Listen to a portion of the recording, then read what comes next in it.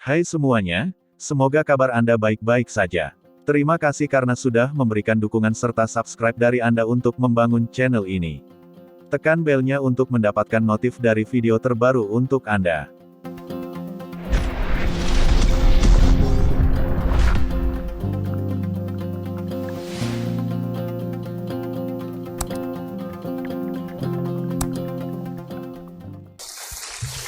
Bapak Ibu yang terkasih, selamat siang. Selamat tidur. Biasanya kalau habis makan, perut penuh, gaya gravitasi ke bawah langsung semuanya gitu. Tapi tidak apa-apa. Saya adalah seorang imam yang tidak pernah tersinggung kalau melihat umatnya tertidur. Nggak gitu ya. Dia di rumah susah tidur. Di rumah Tuhan dia cepat tidur. Haleluya. Semoga dia cepat dipanggil Tuhan. Maka jangan tidur. Saya harus hormat kepada Romo Tarno. Hebat sekali. Apa yang mau saya katakan sudah dihabisi nama dia.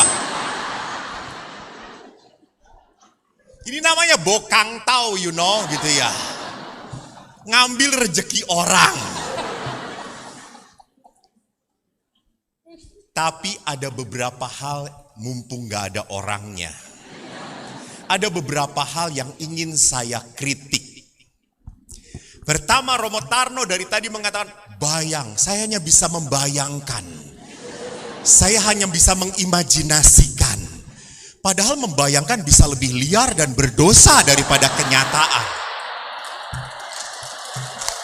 Tepuk tangan untuk Romo yang harus bertobat ini. Jadi beliau tadi mengatakan, saya tuh hanya bisa membayangkan lebih bahaya. Ini mengajarkan ibu-ibu supaya membayangkan suaminya seperti artis Korea. Kacau gitu ya. Bukan membayangkan mungkin. Kami para imam tahu tentang hidup perkawinan bukan dari pengalaman, tetapi dari konsultasi. Itu yang membuat kami bertahan menjadi imam. Gitu. Gak ada pasangan yang beres-beres datang pada pastor. Gak ada yang datang, Romo saya mau konsultasi. Gimana? Saya bahagia banget dengan suami saya. Dia baik banget. Gak perlu konsultasi kayak gitu mah. Gitu ya. Selalu orang datang dengan apa? Masalah. Lihat saudara-saudara dengan masalah. Tapi yang menyenangkannya umat Katolik baik. Setelah konsultasi masalah belum beres, persembahan selalu datang ke gereja. Umat Katolik itu memberikan yang terbaik pada romo-romonya, betul atau tidak? Pernah kan ibu-ibu memberikan kepada romo-romonya makanan yang habis dipanaskan? Nggak ada. Dengan suami? Rasakan bapak-bapak, rasakan.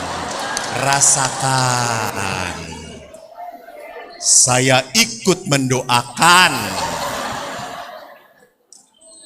Jadi kalau bapak-bapak di sini banyak berkorban, nanti di surga juga berkorban. Lalu yang kedua, Romo Tarno tadi mengatakan, sangat menghayati. Benar, dalam cerita-ceritanya menghayati. Hai beb, cantik banget kan. Saya tuh berpikir beb tuh apa ya? Oh BAB, beb itu kan beb. Iya kan beb itu BAB toh gitu ya. Panggilan sayangnya beb, hai beb gitu. Lalu Romo Tarno tadi menceritakan masa kecilnya. Masih ingat? Tentang apa? Cari rumput. Tidak semangat. Tapi pada saat melihat seorang wanita pujaannya, semangat itu muncul lagi seperti orang kalau sedang terasuki Roh Kudus. Dan dia kenapa tidak mau reuni? Kenapa coba? Siapa yang tahu? Ada yang tahu, saya kasih hadiah mobilnya Romo Tarno, ambil sono. Ya terserah saya, orang saya yang mau ngasih kok. Kenapa Bu? Kenapa nggak mau? Cinta, beliau mengatakan cinta lama belum kelar. Pertanyaan saya adalah, dalam kasus Romo Tarno ini, Romo Tarno yang mencintai wanita itu tidak mencintai Romo Tarno, gitu ya. Tolong jangan ngomong-ngomong, jangan ngomong-ngomong. Itulah sebabnya tidak mau reuni, betul? Gue kok dibohongin. Jangan ngadalin buaya, gitu ya.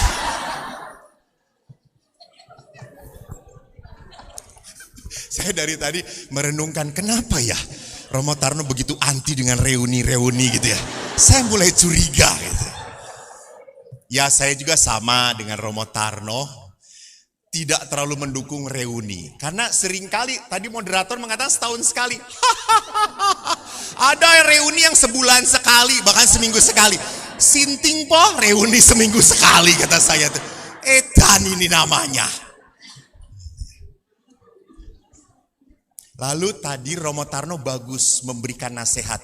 Ibu-ibu tolonglah bersolek di depan suami bersolek gitu ya. Tapi tadi Romo Tarno salah lagi.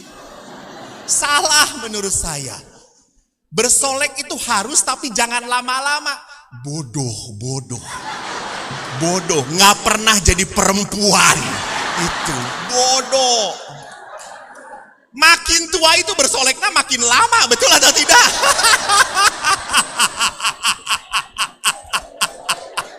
Betul. Karena mau dicoreng-coreng seperti apapun, kok jelek terus ya gitu.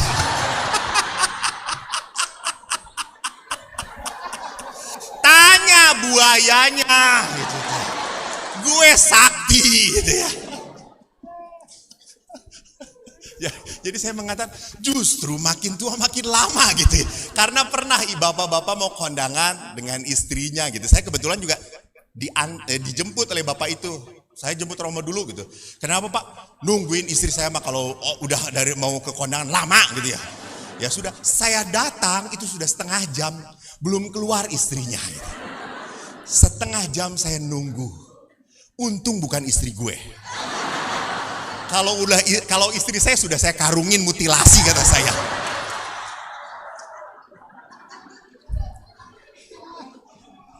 Lalu apa yang terjadi setelah keluar?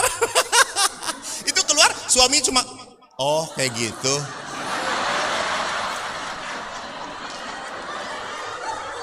Lalu saya juga ngomong dengan istrinya, dengan suaminya, Pak 1 jam cuma gitu doang.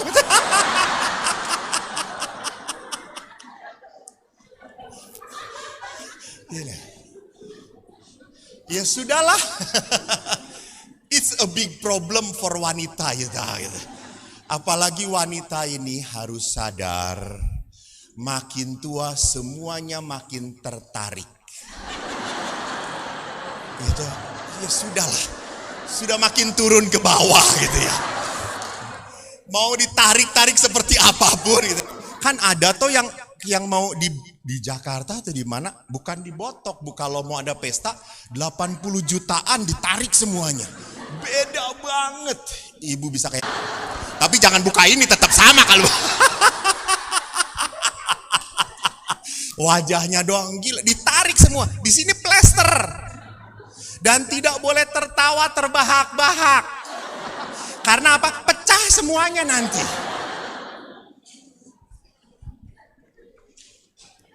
Maka ada di tetangga saya itu operasi plastik ibu-ibu. Baru setengah tahun retak-retak. Plastiknya made in China.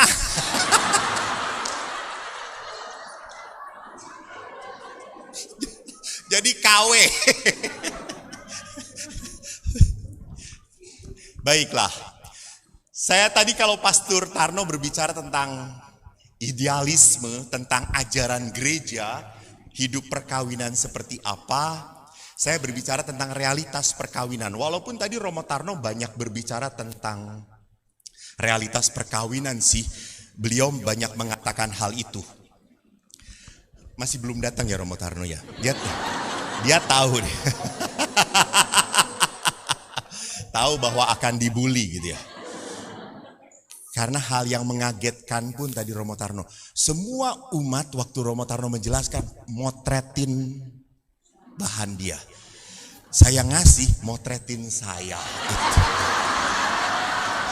Mana dia?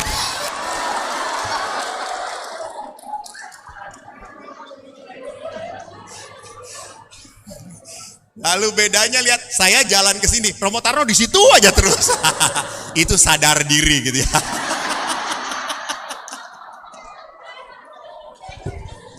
Sudah selesai membulinya. Kalau kita berbicara tentang mengusik yang asik-asik, bukan mengulik yang asik-asik ya Pak. Memang moderator boleh berbicara apapun. Mengusik yang asik-asik, tetapi yang asik bisa jadi nyebelin.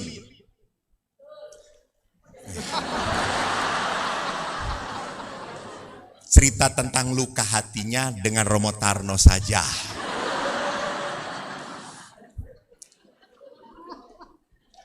Bagaimana perkawinan ini lama-lama tidak jadi anugerah lagi, tetapi apa? Musibah. Apakah hanya perkawinan belaka? Tidak. Pilihan hidup mau seperti apapun bisa mengalami seperti ini.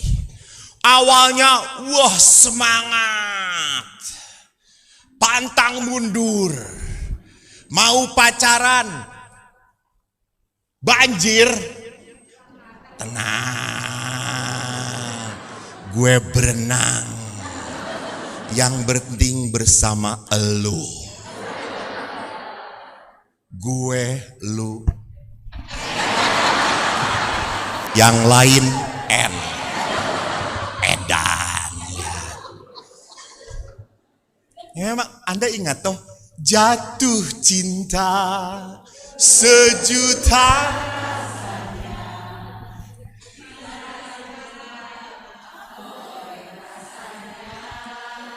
Oh, usianya udah tua-tua ya.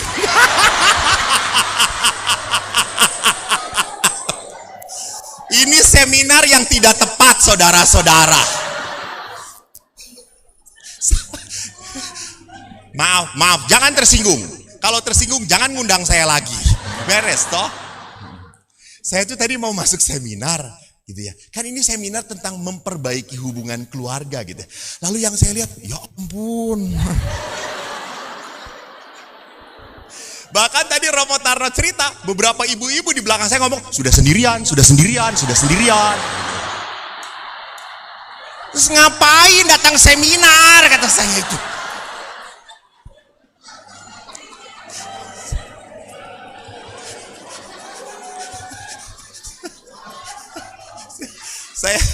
Saya nanti tolong kalau seminar itu diseleksi gitu ya. Tapi ya sudahlah, namanya juga encim-encim, susah diatur. Lihat Bapak Ibu, mari kita lihat kenapa bisa terjadi bahwa cinta itu bisa mengalami sampai kepada kebosanan. Istilahnya adalah falling in love, itu jatuh cinta, tapi juga lama-lama bisa falling out of love. Bosen. Saya pun sama. Hidup sebagai imam bisa bosen. Apalagi kalau imam serumahnya itu tidak bisa milih. Bayangkan saya dengan Romo Tarno misalnya serumah, ya ampun. Tidak diapa-apain aja dia sudah hamil gitu.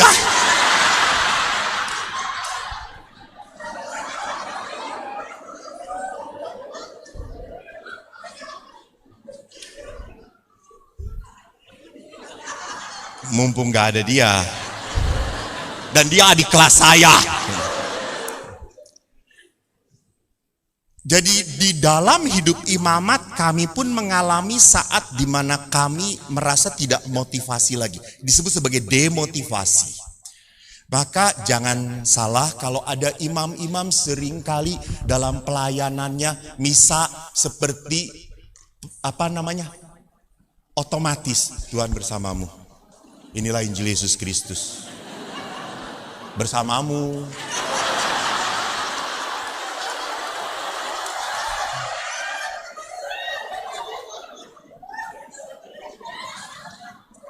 Saudara-saudara, hari ini Natal.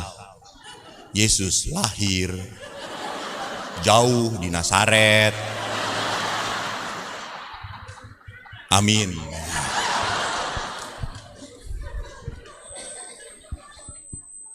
Ada imam yang kehilangan motivasi, ada. Maka para imam itu diwajibkan tiap tahun rekoleksi, retret lagi. Retret itu supaya apa? Kembali motivasinya. Ingat, setiap tahun itu imam harus mengucapkan janji imamat kembali. Kapan? Jumat salah, Kamis putih. Oh alah.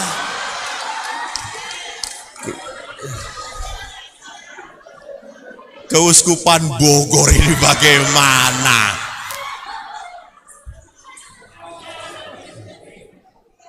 Jumat suci.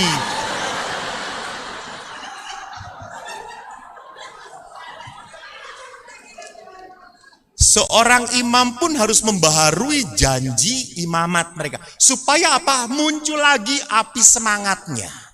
Sama, saya kalau bertemu dengan pasangan suami istri, tolong munculkan kembali semangatnya. Maka kadang-kadang kalau udah ada rekoleksi keluarga, saya ngomong, setelah rekoleksi, jalan-jalan berdua. Anak-anak kasur kunci di kamar. Biarin gitu ya. Si tole-tole ini diam di rumah gitu ya.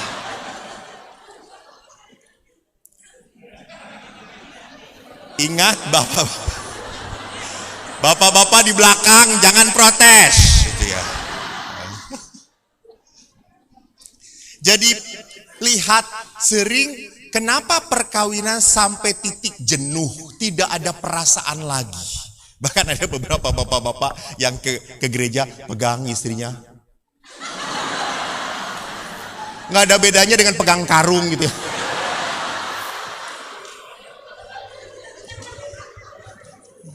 Ada seorang kakek 70 tahun, dia tanya pada saya, Romo saya normal nggak ya Romo? Apa? Kata saya itu kalau nyenggol istri saya udah nggak ada setrumnya. Tapi kalau istri orang lain, kok langsung deg-degan ya Romo? Terus saya ngomong, Bapak normal banget gitu ya. Dia malah tanya saya, kalau Romo bagaimana?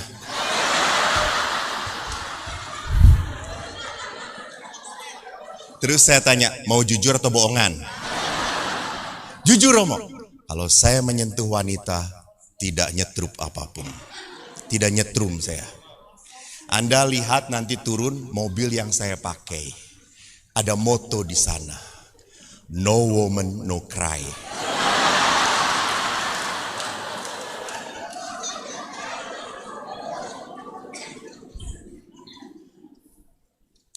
Saya kalau menyentuh tubuh dan darah Kristus baru bergetar. Lihat umat Bogor ditipu aja mau, lihat.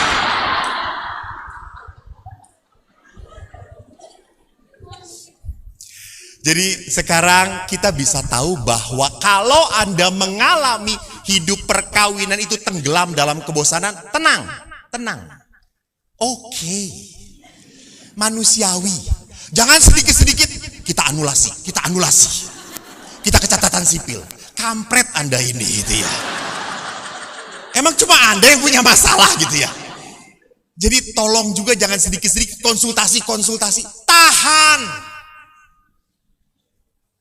Menyedihkan,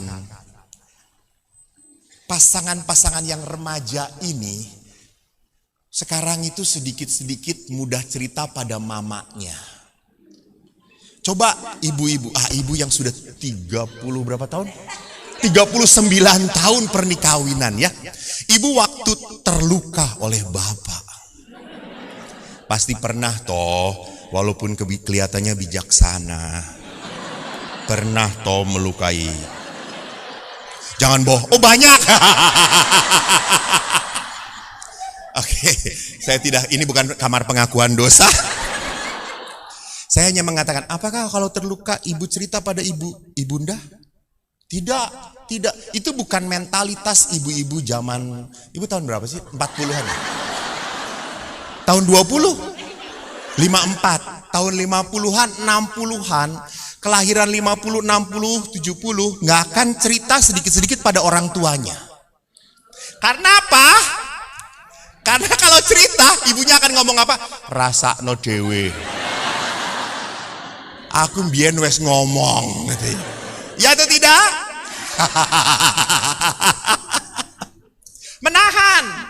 Menahan.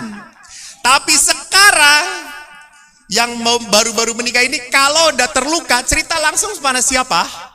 Orang tuanya. Dan mamanya akan ngomong apa? Ini yang kadang-kadang mamanya juga mohon maaf. Oke, Anda akan berkata, Romo, mana ada seorang ibu tega mendengar anak perempuannya dianiaya, betul atau tidak? Terzolimi. Istilah religiusnya. Pasti kalau mendengarkan anak perempuannya cerita kayak gitu, mamanya langsung ngomong apa? Sudahlah, kalau nggak kuat ya udah jangan ditahan-tahan, nggak apa-apa. Hidup perkawinan itu kan cari bahagia. Ini lihat, yang menjadi setan pun bisa mamanya sendiri. Kalau tadi ada satu setan 1 sampai 7.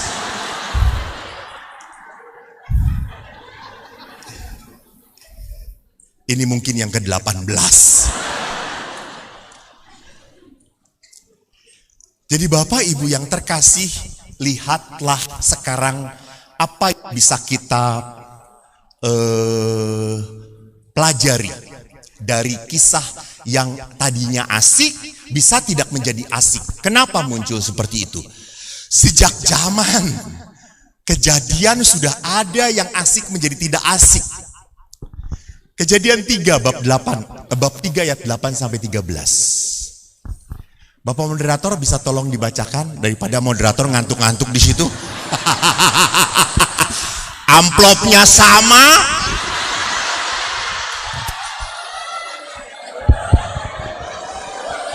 Bahkan moderator ini amplopnya 2, enak tenang. Mohon maaf Pak. Silakan. 2 dikirim ke seminari semua Romo. Kejadian 3 ayat 8 sampai 13. Ketika mereka mendengar bunyi langkah Tuhan Allah yang berjalan-jalan dalam taman itu pada waktu hari sejuk, bersembunyilah manusia dan istrinya itu terhadap di taman Eden, bukan taman Golgota. Di taman Eden supaya menikmati apa? Rahmat Tuhan. Bagus kalau mendalami kitab itu. Tuhan berkata, semua buah-buahan, pohon-pohonan boleh kau makan. Tetapi untuk yang satu ini jangan kau makan. Karena kalau kau makan nanti kau mati. Jadi Tuhan itu memberikan berkat dulu. Dan memberi larangan ini takut manusia mati. Keren Tuhan itu. Tapi setan membalas, kamu tidak akan mati. Pada saat kau makan, kau akan seperti Allah. Kau akan seperti Tuhan. Maka dimakanlah. Lalu hal-hal yang normal menjadi tidak normal. Lihat, kan mereka telanjang. Normal. Malu pada saat awal? Tidak. Tetapi setelah berdosa, malu. Lihat. Perkawinan awal, waktu malam pertama Anda terang atau gelap?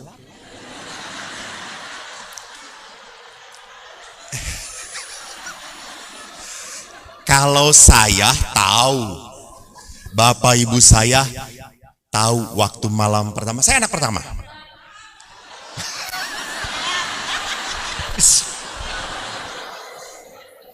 Ya, betul. Ketahuan dari hasilnya. Suster ketawa ya. Wow. Curiga saya.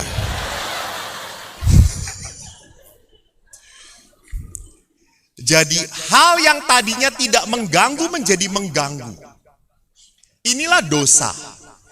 Jadi dosa itu dulu sih nggak apa-apa. Kenapa dosa itu muncul? Karena hal kecil, hal yang dulunya biasa aja, bisa saya tolerir.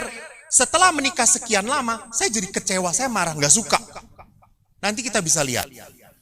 Lalu yang menarik, setelah berdosa, apa yang terjadi?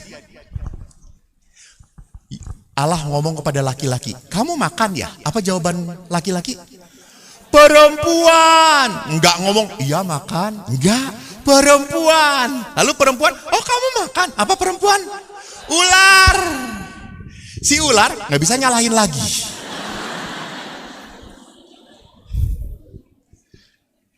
Jadi memang apa, lihat, hal yang asik menarik itu bisa menjadi tidak asik karena orang lebih mudah mencari kesalahan dalam diri orang lain. Saya selalu mengatakan, saya tidak bahagia karena pasangan saya. Saya tidak bahagia karena dia. Ini lihat. Maka kapanpun Anda tidak akan pernah bahagia. Karena yang tidak membahagiakan Anda siapa? Pasangan Anda. Ya ampun. Ih.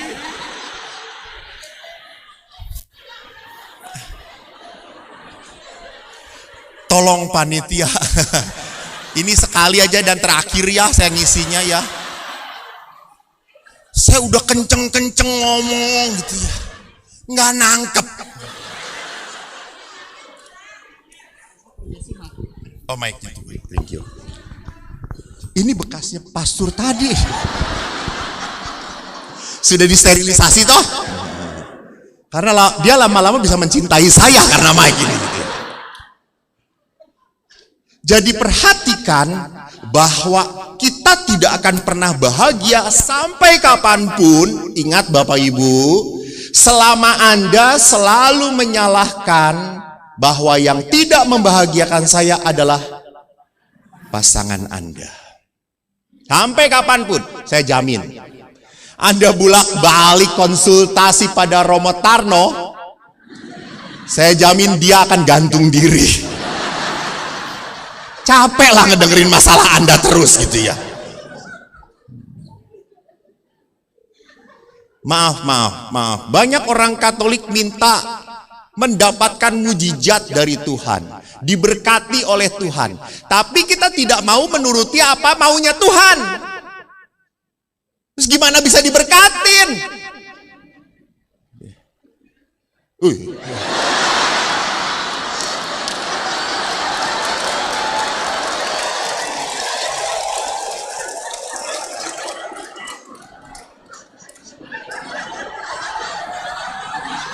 Memang kalau saya seminar selalu ada roh-roh jahat yang keluar ya.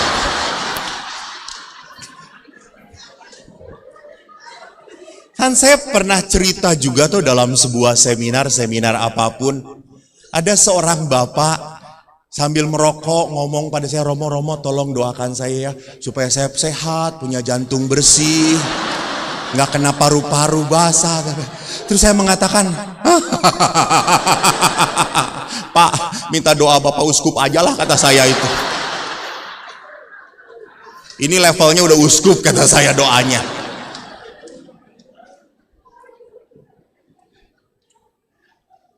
Jadi perhatikan, kita selalu mohon Tuhan, mohon supaya saya punya keluarga yang indah, nyaman. Tapi saya tidak pernah mau melakukan sesuatu untuk membangun kenyamanan, kerumahan dalam diri saya. Maaf, Anda membohongi Tuhan. Anda nggak perlu berdoa deh kayak gitu. Tuhan pun akhirnya kesel. Kan tidak pernah Tuhan meninggalkan doa orang benar toh. Dia belum menjadi orang benar. Nah, saudara-saudara, pertama-tama harus dilihat bahwa liturgi pun mengajarkan kita untuk rendah hati, bukan menyalahkan orang lain. Lihat di dalam ritus tobat. Apa yang dikatakan dalam ritus tobat? Saya berdosa, saya berdosa. Sekarang ditambahin lagi ya. Kan tadinya cuma berdua, saya berdosa, saya sungguh berdosa. Iya, sekarang jadi 3, maksud saya. Lama-lama saya serangan jantung di sini.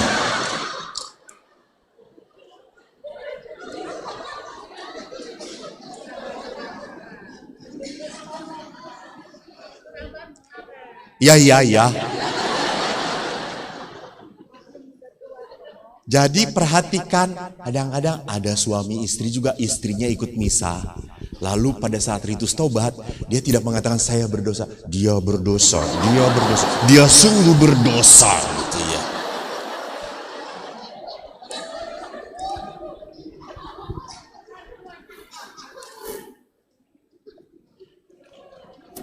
Jadi kalau demikian, perhatikan bahwa masalah akan menjadi besar. Nah, sekarang mari kita lihat apa sih masalah yang muncul di dalam konflik suami istri ini. Ini memang penelitiannya sudah agak lama, bukan agak lama, lama banget gitu ya. Tetapi kok waktu saya lihat masih up to date ya sekarang. Apa? Ada survei yang mengatakan apa penyebab konflik terbesar di dalam perkawinan. Lihat di sini yang pertama adalah 35% mengatakan pribadi pasangan yang berubah. Yang kedua, masalah ekonomi. Yang ketiga, masalah lain-lain. Ini sama presentasinya, masalah anak dan masalah orang ketiga. Jadi penyebab konflik terbesar justru pada perubahan pribadi pasangan yang tidak saya duga, yang tidak saya kira. Saya pernah bertemu dengan seorang istri yang mengatakan, Romo, dia itu dulu baik banget. Ngobrol terus cerita, waktu pacaran dia cerita dengan saya. Kita enak ngobrol, nyaman kalau duaan. Kami setelah nikah 5 tahun, Romo, dia gak pernah cerita lagi. Diem aja. Dia kalau dia cuma,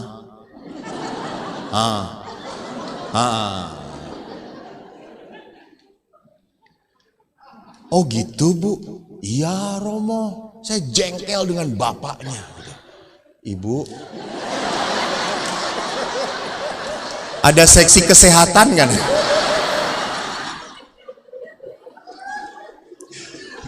Di sini dekat rumah sakit atau rumah duka?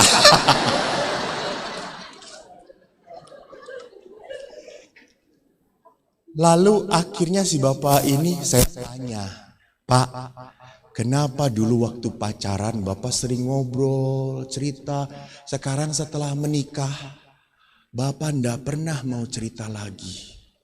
Lalu suaminya ngomong, Romo, gimana bisa saya cerita? Baru ngomong, baru narik napas mau ngomong aja ya, itu istri terus merepet-merepet. Terus saya ngomong, oh pantesan Pak, saya 10 menit aja ngomong dengan istri Bapak, saya cuma ngomong 2 kata.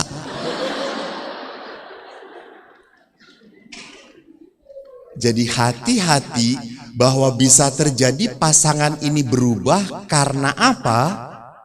Karena dia seperti itu. Karena dia seperti itu. Tidak ada di dalam perkawinan yang orang itu berubah sendiri gitu, berubah gitu, jadi gila gitu. Dan pasti ada penyebabnya. Dan penyebab utama di dalam perkawinan siapa lagi kalau bukan pasangan. Tolong ibu-ibu, kalau Anda ngomong ini tuh semangat, langsung bertobat ya. Jangan hanya pintar pasangan gitu ya. sadari dan lakukan, oke? Sebelum kita menghadap Tuhan. Jadi pribadi pasangan bisa tadinya menarik hati, lama-lama menjadi menjengkelkan. Tadinya ngomongnya enteng-enteng, lama-lama, Romo, saya punya istri beda, jarang ngomong. Tapi kalau ngomong singkat, padat, menyakitkan.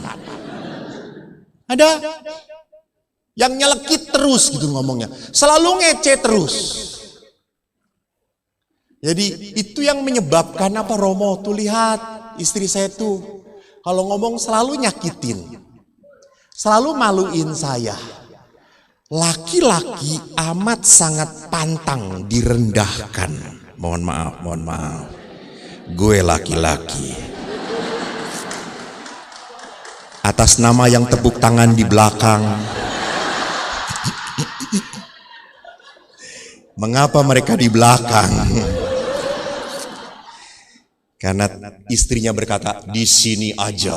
Iya.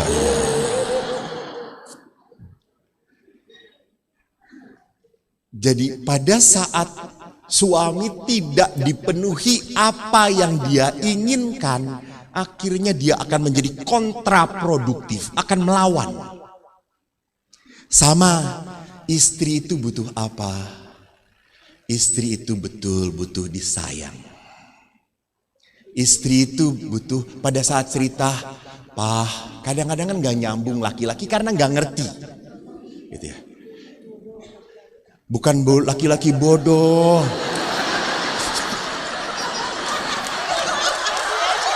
Pak, kita nangis bareng-bareng yuk. Saya baru ngomong, jangan mempermalukan suami di depan umum. Ini istri yang ngomong, bodoh suami itu.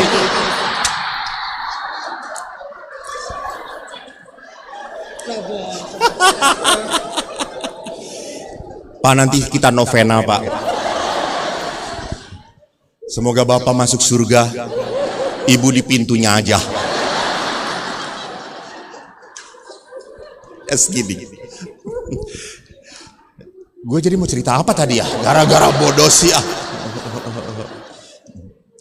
Jadi pada saat sang istri itu dipenuhi apa yang dia butuhkan, maka istri akan memberikan tadi seperti yang dikatakan Romo Tarno.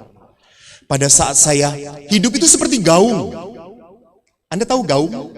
Kalau kita di antara bukit-bukit batu, teriaknya akan bergaung lagi. Ya, gema atau gaung ya.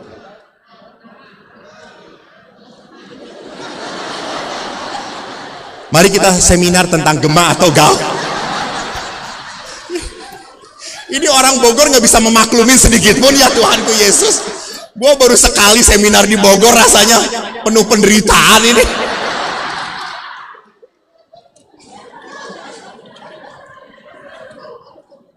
Eho. Nah, bahasa Inggris eho. Udah nggak ada yang lawan lagi toh. Eho. Eho itu muncul lagi toh. Nggak mungkin saya teriak langsung ya.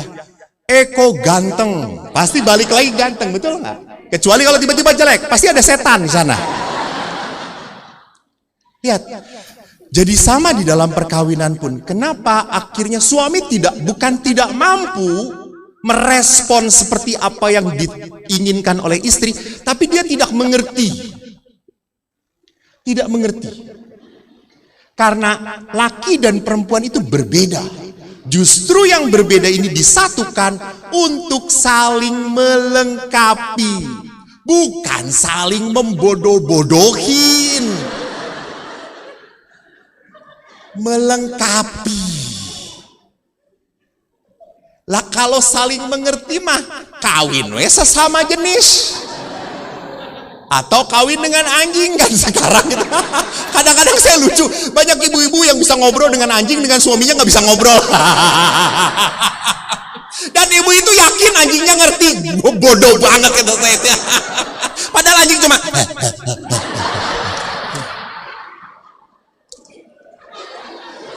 Dan si ibu ngomong, tuh Romo si Blacky ngerti, tuh Romo si Blacky tuh tahu tuh dia sedang senang. Terus saya ngomong ke bapaknya, Pak nanti kalau istri ngobrol, bapak gini aja.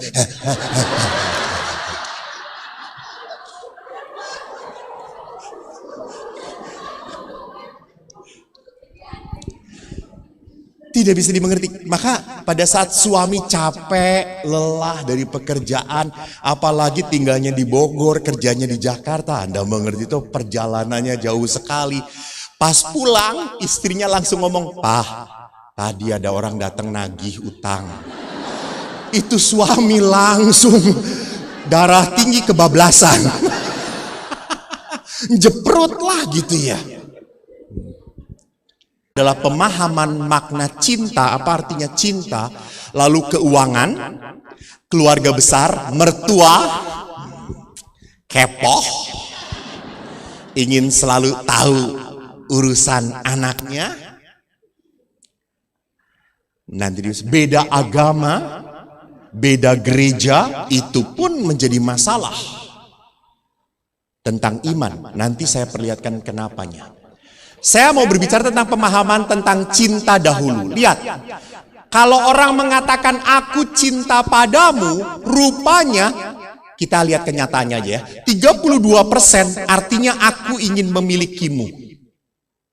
Sedangkan 5 aku ingin berkorban untukmu, artinya aku cinta padamu itu aku ingin berkorban untukmu. Cuma 17%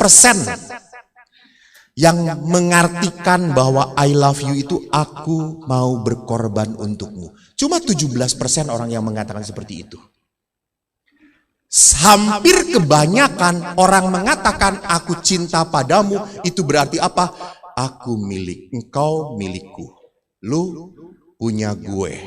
Lu macem-macem modar.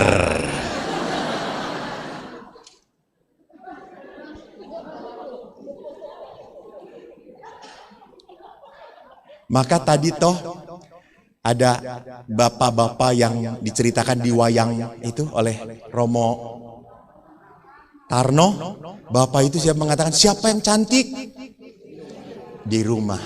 Kalau yang di pojok itu saya tanya, Pak, yang cantik di sini siapa? Pasti si bapak itu berkata, istri saya suruh keluar dahulu.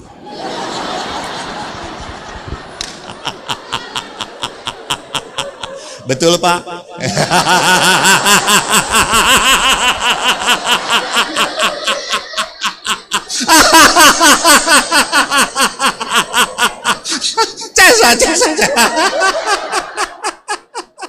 Jujur Bu Bagus, ini namanya Bu Bagus. Tapi kan cuma ngomong doang toh. Iya. Di dalam hati siapa yang tercantik? Oh iya. Bapak ini langsung ngomong, menurut hukum perkawinan dia yang cantik. Jadi bisa jadi bahwa di dalam perkawinan itu dia milikku, sehingga akhirnya apa? Hidup saya otomatis diatur oleh pasangan saya. Maka ada seorang istri, para istri yang pinter sekali, tetapi setelah menikah langsung jadi drop. Kenapa? Karena apa? Tidak diberi kesempatan. Tidak diberi kesempatan. Saya teringat ada sebuah warung punya Katolik.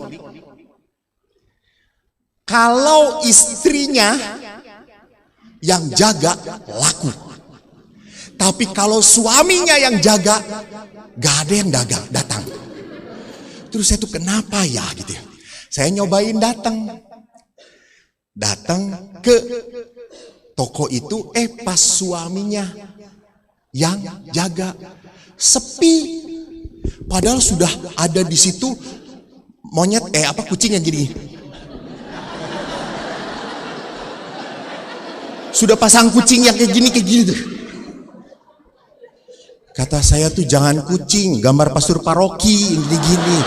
Laku kata saya.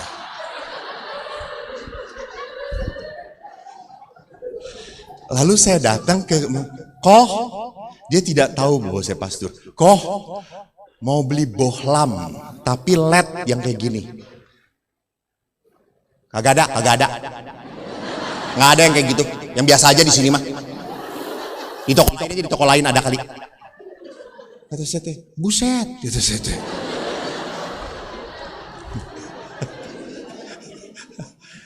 Ada juga orang yang nggak suka duit, kata saya teh. Ya sudah pergi. Beberapa hari kemudian saya cek istrinya yang dagang. Oh, kelihatan penuh pembelinya. Saya datang, kucingnya udah nggak ada yang gini-gini. Lalu saya tanya, Ci, aku mau beli bohlam LED yang kayak gini. Oh, Pak, itu sih nggak ada. Tapi ada yang lain, Pak. Mirip yang kayak gitu. Sama aja, dayanya rendah, terangnya hampir sama. Oh, ini yang menyebabkan orang suka. Gitu ya. Dia bisa bernegosiasi. Nah, si suaminya kalau nggak ada, titik, nggak ada. Kagak ada. Titik, beres gitu ya. Maka tadi istilah Romo Tarno, ya kalau malam-malam suami, mah, ayo, apaan, ayo.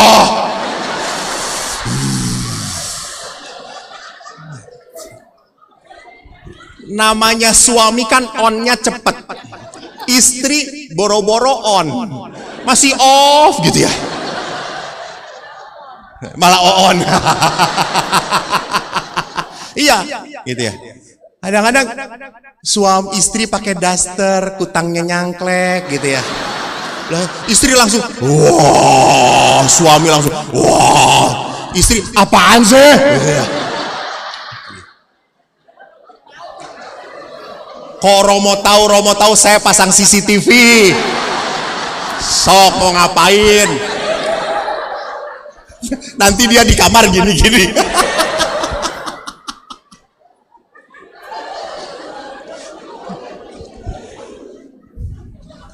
Kedua, apa artinya cinta? Lihat di sini, cinta itu pengorbanan, perlindungan, perhatian, kasih sayang, hubungan seksual. 54% orang-orang mengartikan cinta itu apa? Perhatian dan kasih sayang. Bukan pengorbanan dan pelayanan.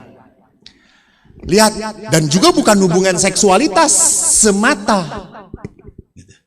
Jadi cinta itu banyak dilihat apakah saya diperhatikan atau tidak. Apakah saya disayang atau tidak. Ada entah ya, kalau ibu-ibu itu kalau pergi kemana-mana selalu mikirin oleh-oleh. Sampai satu RT dia pikirin. Betul ibu-ibu? Itu emak gue. Apalagi kalau udah ke Jawa, itu beras juga dibawa gitu ya. Jadi kita bawa mobil tuh seperti apa? Seperti pulang dari, bukan kondangan lagi gitu ya. Seperti pulang dari apa namanya tuh? Seperti orang mau ngasih sumbangan aja gitu. Di atas ditaliin. Ayam ngegantung gitu ya. Tapi itu ibu mikirin, tetangga ini kasih apa. Tapi coba bapaknya suruh pergi. Pulang membawa apa? Nah ini negatif semuanya, Tangan kosong, gak ada apa-apa gitu.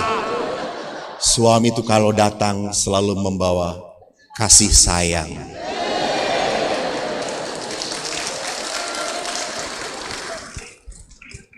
Apa kasih sayang itu? Sayang, ini bon gua kasih.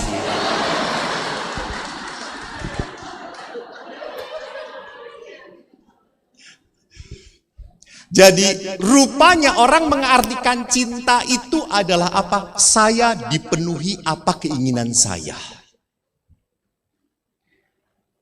Maka perkawinan salah kalau tujuannya untuk bahagia. Nggak ada. Kalau perkawinan itu tujuannya bahagia, Anda tersesat. Kenapa? Lah kalau tidak bahagia. Kan ada seorang suami, dia seorang direktur, lalu dia ngomong kepada saya, Romo, sebetulnya kalau rumah tangga itu diatur seperti ngatur pabrik enak ya. Maksud Bapak, ya kan di pabrik ada juklaknya, ada petunjuk pelaksananya. Ini tanggung jawab apa, tanggung jawab apa, tanggung jawab. Kalau dia fail, tidak bertanggung jawab, kita beri SP. SP 1 sampai 3. Terus saya mengatakan, emang istri mau digituin? SP 3 dipanggil pecat. Enggak bisa. Enggak bisa. Maka kita lihat juga bahwa mayoritas mengartikan cinta itu berarti apa? Ingin memilikimu, ingin menguasaimu. Bukannya ingin melayanimu, bukannya ingin melindungi dan berkorban untukmu.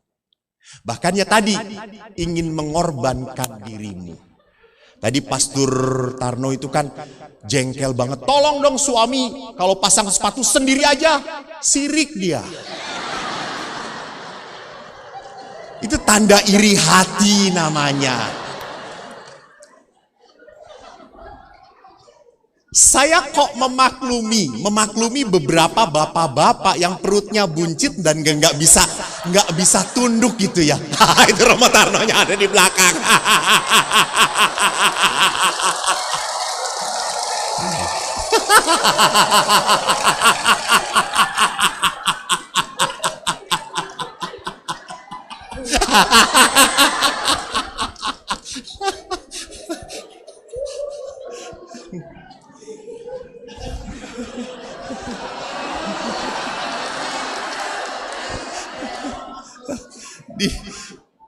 Handphone dia rusak karena dari tadi nonton handphone, kesel banting handphone.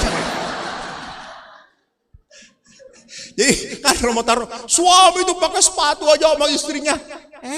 Ada suami-suami yang buncit boro-boro membungkuk gitu. Kadang-kadang kencing pun, ih burung saya ada nggak ya?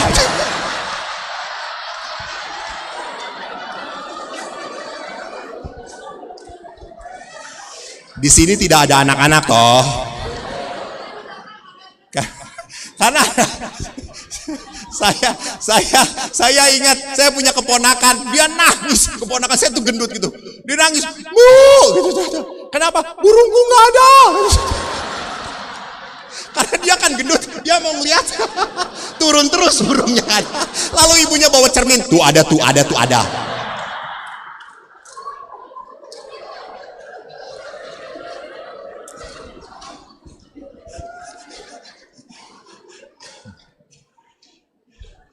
Jadi rupanya kita bisa lihat bahwa cinta itu sering kali berkutat pada egoisme.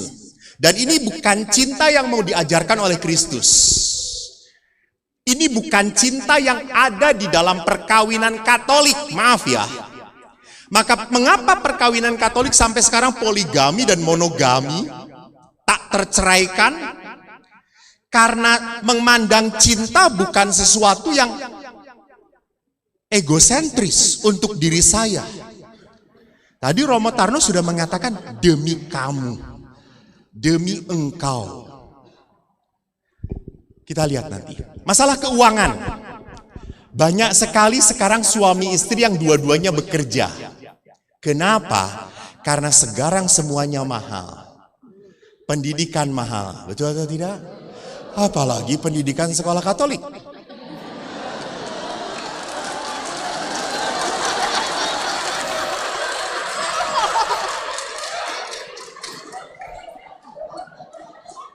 Kebetulan saya nggak punya sekolah, tuh yang punya sekolah.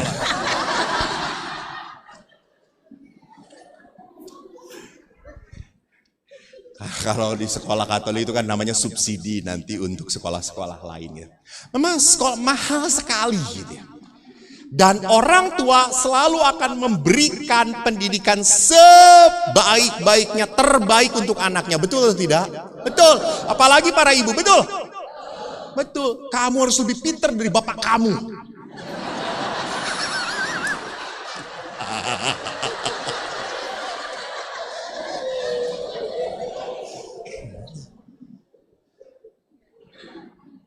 Jadi perhatikan di sini, kalau dua-duanya sekarang yang mencari nafkah, so sometimes it's hard for us to have a family time.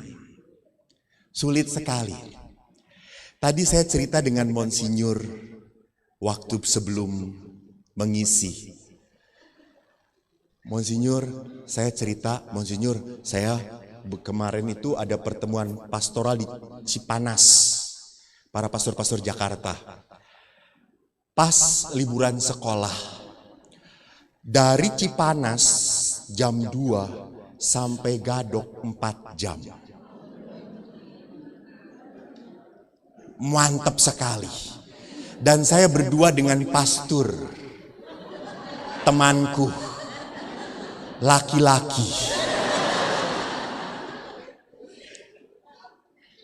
Ngeliat dia, alah.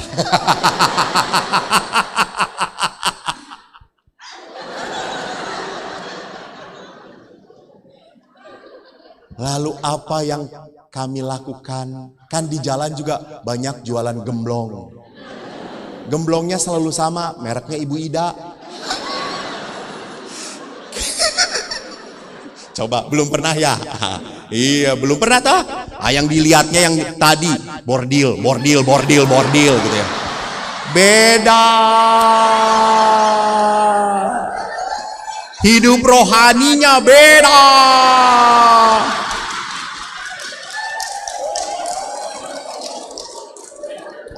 Masih bertahan di sini?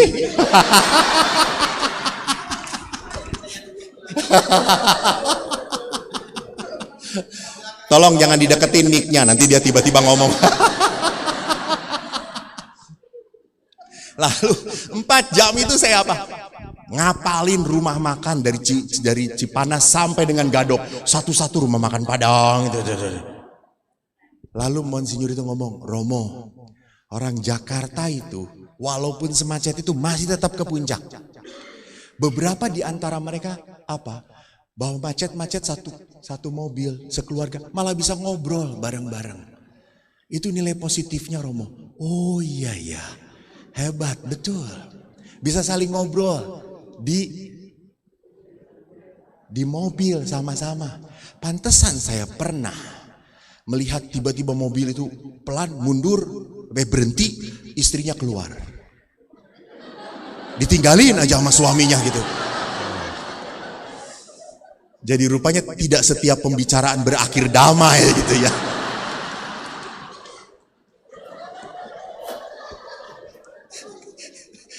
Tapi kalau kemarin betul itu Mbak ya. Lalu saya di depan tiba-tiba istri dengan anak-anaknya keluar ke Alfamart. Kencing rupanya. Lalu mereka udah cepet-cepet keluar, mobil masih di situ. Kok nggak maju-maju? Maju gimana? Kata suaminya.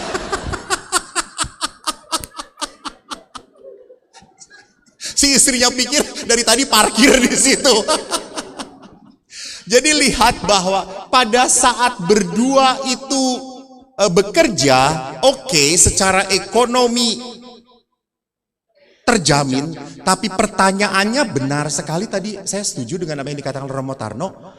Apakah keuangan adalah sesuatu hal yang menjadi prioritas utama di dalam perkawinan? Betul tak? Tadi Pastor Tarno. Apakah uang segala-galanya?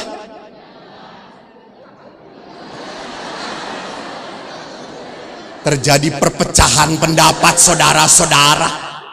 Saya ulangi, apakah uang itu segala-galanya? Oke, ada yang banyak yang mengatakan tidak. Kalau saya berkata Tuhan besok akan memberi berkat berupa uang pada Anda, mau? Tuh kan kurang ajar kan kata saya itu. Uang bukan segala-galanya gitu ya. Tuhan mau memberi berkat uang, mau.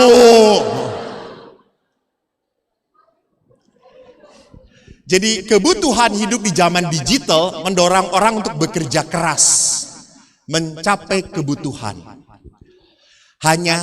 Tidak hanya kebutuhan, mohon maaf, seringkali keinginan. Maka keluarga itu pun apa? Kalau sudah bekerja, nabung-nabung supaya bisa pergi kemana, beli apa. Tapi tidak mengajarkan anak untuk apa? Bersosial. Kan kalau kami itu tahu umat, itu salah satunya dari apa? Memberkati rumah umat. Kadang-kadang saya suka sedih gitu, ada di gudang banyak sekali mainan anak-anak, padahal anak-anaknya sudah SMP. Ya ampun, Mbok sumbangin. Lalu saya tanya, ini kesenangan anak saya pastor waktu kecil. Apakah kesenangan ini tidak boleh dimiliki oleh orang lain? Itu keanehan saya pertama. Keanehan kedua juga Romo Tarno, saya beberapa kali memberkati rumah, suka dikatakan, Romo, kata istrinya, ini kamar saya. Oh ya. Terus ke sebelahnya, ini kamar siapa? Suami saya, Romo.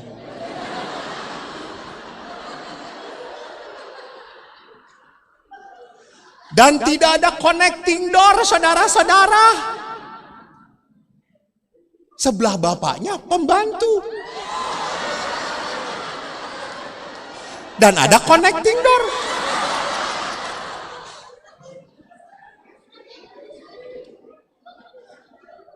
Suster nggak ngerti toh.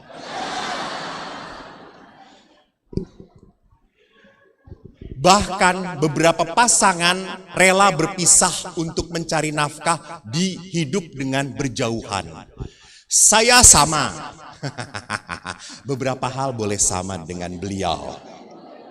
Tetapi banyak hal tidak perlu sama. Kalau pacaran LDR oke.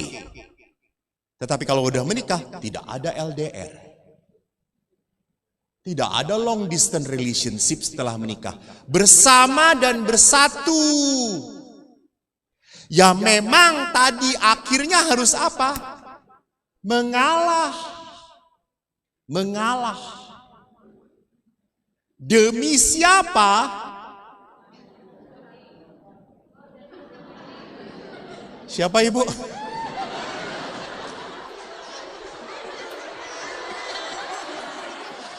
Jangan main belakang ya. Demi siapa? Si buah hati. Kalau punya buah hati, ya kalau punya. Kalau tidak punya, ingat di dalam perkawinan adalah demi siapa? Kok demi mereka sih, ya ampun. Ih, bahasa Indonesia dulu bahasa Cungwen atau bahasa Indonesia sih? Demi kebersamaan, demi kebersamaan. Prioritas harus demi kebersamaan. Maaf, saya, ya pasti Romo Tarno juga sama, mendapatkan kasus yang menyedihkan sekali. Dokter menikah dengan dokter. Kok lo? Ya tenang. Ya ibu yang mau cerita.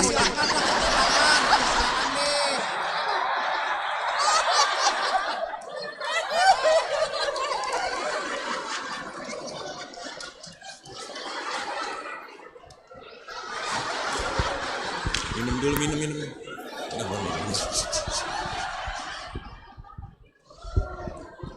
Ada minuman yang lebih keras dari ini enggak?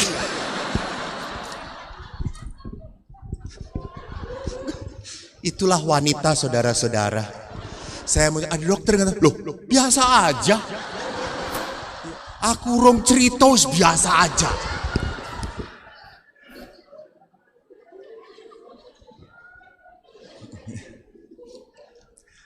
Maksud saya, suaminya punya ambisi untuk jadi spesialis setelah menikah. Dan Anda tahu spesialis itu berapa tahun? Berapa jam harus dihabiskan? 4 tahun. Dan dari setiap jam 24 jam itu 14 jam dia harus praktek, harus segala-galanya. Dan akhirnya apa? Dia berhasil mendapatkan gelar spesialis dan istrinya meninggalkan dia. So what? Maaf. Kalau awal sudah tahu ingin kayak gitu, obsesi Anda harus menjadi seorang spesialis, tolong jangan nikah dahulu. Jangan mengorbankan Kecuali kalau sudah bicara. Wong istrinya aja tidak mendukung toh. Istrinya berkata, kita biasa-biasa saja. Sudah, saya bahagia kok. Tapi bagi laki-laki ini mungkin apa? Status saya harus menjadi nomor satu. Jabatan saya. Di sini tidak gampang orang terjatuh. Maka kalau ada orang wanita yang berkarir, maaf, orang ini adalah dalam satu sisi tidak mampu menikah. Kenapa tidak mampu? Karena orang ini sudah memprioritaskan yang pertama dan utama adalah apa? Karier. Ya sudah, tidak harus menikah. Daripada pernikahanmu seperti ini. Nggak ngerti ya? Ini humor tingkat tinggi.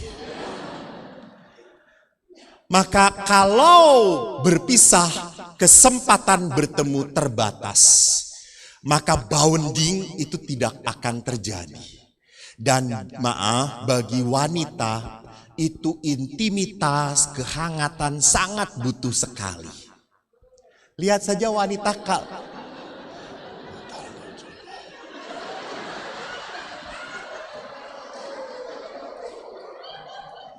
ini wanita yang kurang dikasih kehangatan. Tolong ambil api unggun.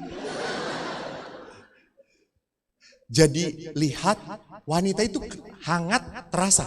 Kalau ketemu aja tuh lihat tadi. Hai ibu gitu. Padahal pakai brongos. Halo cipika-cipiki gitu ya. Kalau bapak-bapak. Hai pak. Udah lama ya? Ya. Masih hidup? Ya kayak gini. Tapi ibu-ibu hebohnya gitu ya. Coba ibu-ibu berkumpul di mana 3-4 orang ibu-ibu berkumpul. Di situ akan ada huru-hara.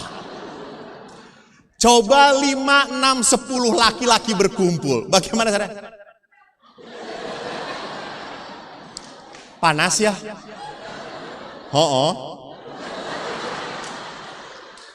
Sebentar lagi hujan. Bisa jadi.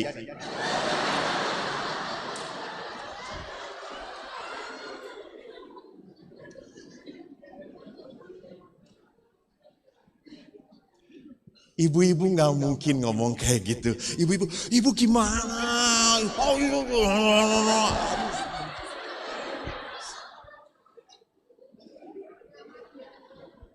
Intimitas.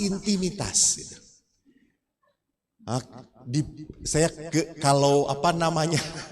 Kalau waktu saya di tebing tinggi pengakuan dosa itu kan ibu-ibu di stasi itu biasanya kan ini nyirih gitu ya. Lalu dia pengakuan dosa. Kita kalau di stasi nggak punya ruang pengakuan dosa. Jadi saya tuh hanya duduk. Lalu ibu-ibu di sini dan ngomongnya, Romo, saya mau pengakuan dosa. Iya dari tadi gitu. Dosa saya ini nyemprot itu semuanya gitu.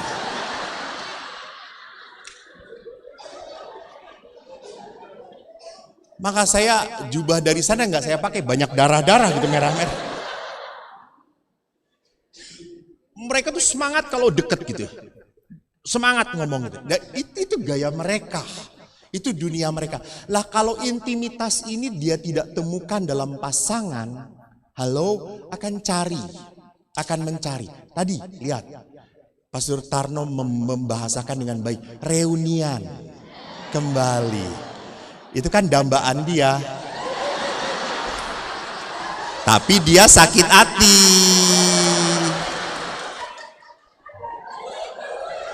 Nanti ajak reunian ya Bu ya. Kebun Raya Bogor.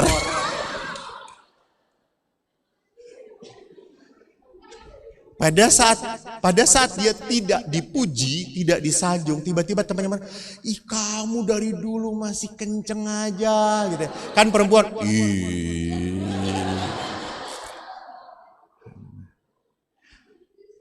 Lihat bahwa kebutuhan di dalam hidup perkawinan harus dipenuhi oleh pasangan. Halo. Maka harus selalu dalam perkawinan ingat bahwa saya harus tahu apa yang dia butuhkan. Keluarga besar, mertua. Tadi yang dikatakan. Pak saya sampai jam berapa Pak? Jam 5. Apa?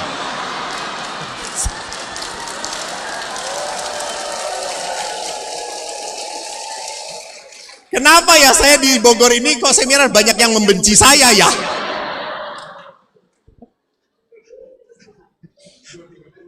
Dua 2.30. Oh itu kecepatan. Ya. Kan dengan tanya jawab. Oke. Jadi mertua bagaimana sikapnya?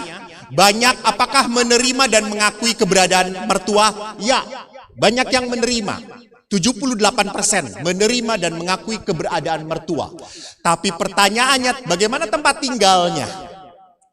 Banyak ingin terpisah dari mertua. Nggak mau direcokin. Tapi pertanyaannya kalau nggak mampu beli rumah, terpaksa mertua indah, toh? Perumahan mertua indah adalah jalan satu-satunya. Jangan sombong loh.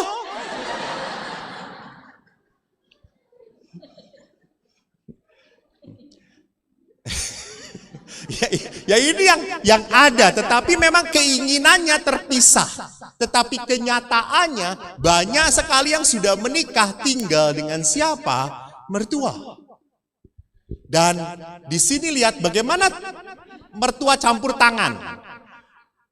Hampir 57% mengatakan mertua tidak boleh ikut campur tangan dalam persoalan keluarga. Oke. Kenapa tepuk tangan ibu ini aneh? Emang pertandingan? Oke, Pak, Bu, berdiri sini, Pak. Saya ingin, Ibu sini.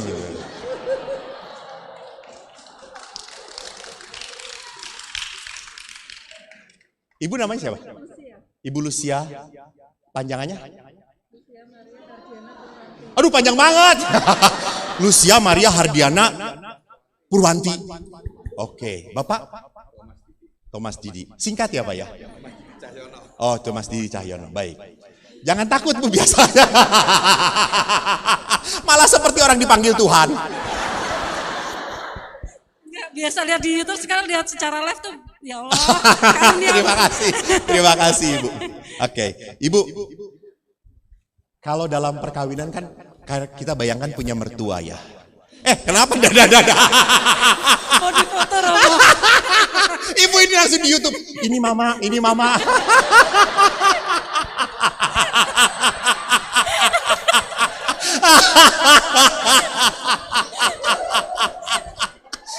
masuk tuh. Ini mama. Orang yang nyala sono.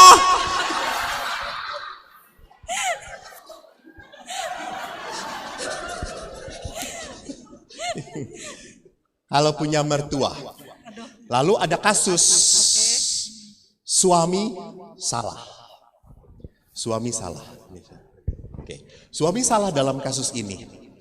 Lalu ini mertuanya adalah ayah ibu. Mertuanya beliau. Ya. Mantu. Ya. Bapak salah. Lalu dikatakan salah oleh ayah ibu. Kamu ra kena ngono, kowe lanang. Di depan ibu. Kowe salah. Apa yang akan ibu lakukan?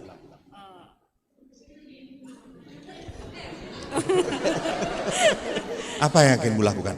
Apakah pilihan ibu? Apakah ibu membetulkan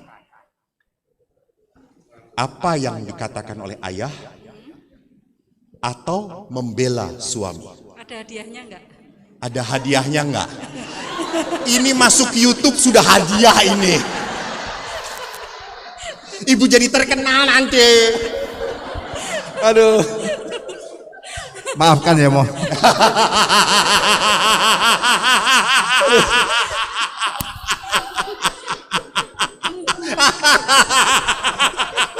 Si Ibu. Ibu Lucia. Gimana, Bu? Hadiahnya nanti saya kirim lah. Oke, saya kasih. Salib dari Itali. Nanti kasih alamatnya ya. Iri. Romo Tarno nggak ada hadiah. Miskin. Hadiah Aqua. Maaf, itu bedanya. Romo Tarno pinter, doktor. Tapi ke Itali untuk sekolah.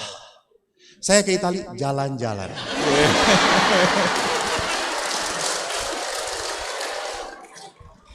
Kita kembali kepada kasus ini. Bagaimana, Bu? Jadi kalau mertua, ayah ibu menyalahkan suami. Ibu mendengar, ibu ada di situ. Dua pilihan. Apakah ibu membantu ayah untuk menyalahkan suami atau membela suami? Saya di pihak suami.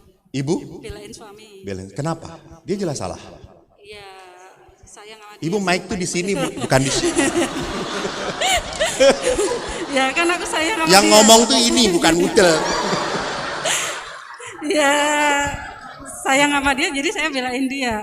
Oke. Lebih sayang sama dia. Bapak lebih sayang sama dia, maka ibu lebih sayang pada bapak, maka bapak Belain membela. suami saya. Oke, kita balik sekarang. Salah. Saya tetap belain istri karena dari awal itu kan memang bapak ibu kan nggak menerima, tapi kan saya tetap terima. Jadi apapun saya terima. Akan membela Tepuk istri tangan. saya. Baik, tepuk tangan untuk Ibu Lucy dan Bapak Lucy. Thomas. Terima kasih Bu, matur nuwun. Matur nuwun, Pak. Nggih, suwun. Terima kasih. Ya, hadiahnya nanti dikirim, Pak. Orang gowo saiki. Thank you Bu Lucy, betul sekali. Saya suka. Jadi tolong. Biar Pak, nggak apa, biasa ada setan. Setan ke-19 dan 20 sudah ada sekarang.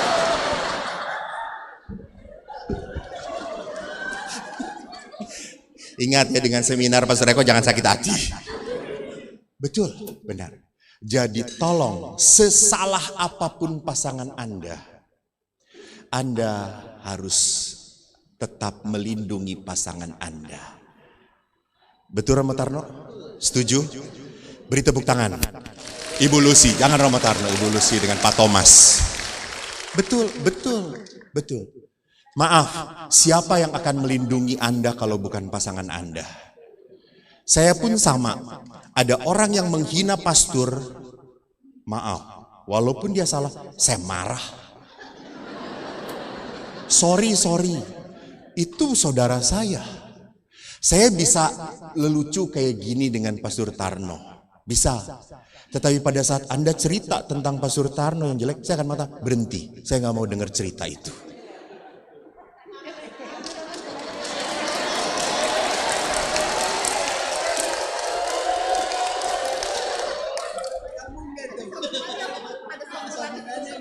Ada sambungannya nggak? Nggak ada.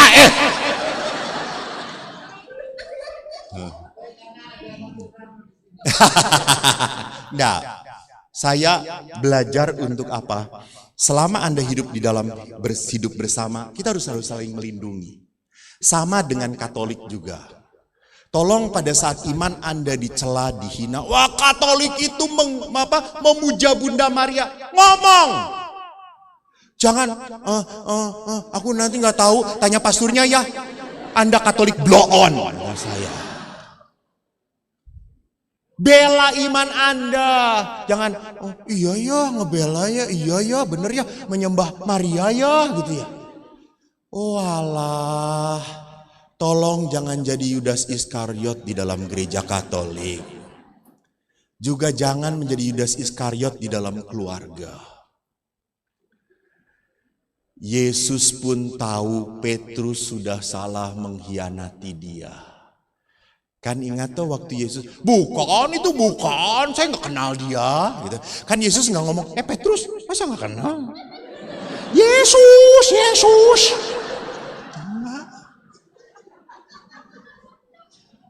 Enggak. Yesus diam, Yesus tidak berubah wajahnya. Nontonlah film-film. Lihat ekspresi-ekspresi Yesus penuh kasih sayang. Maka Petrus menangis. Kenapa? Karena Yesus berkata, kalahkan kejahatan dengan kebaikan. Sama, kalau pasanganmu melukai engkau, jangan lukai 2 kali.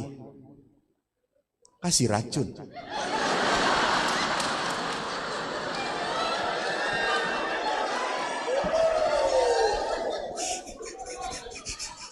Habis, Anda semangat banget.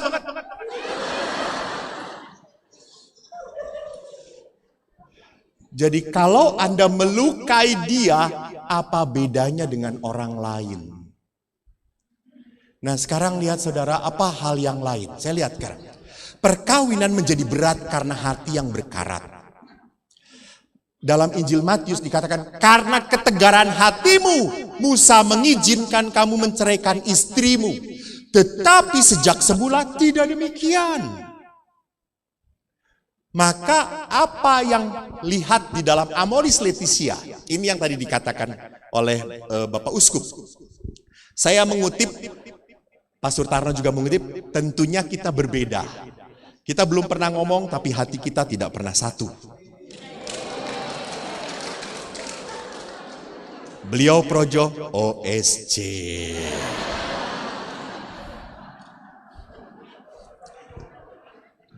Dokumennya sama, tetapi apa yang ingin saya angkat berbeda.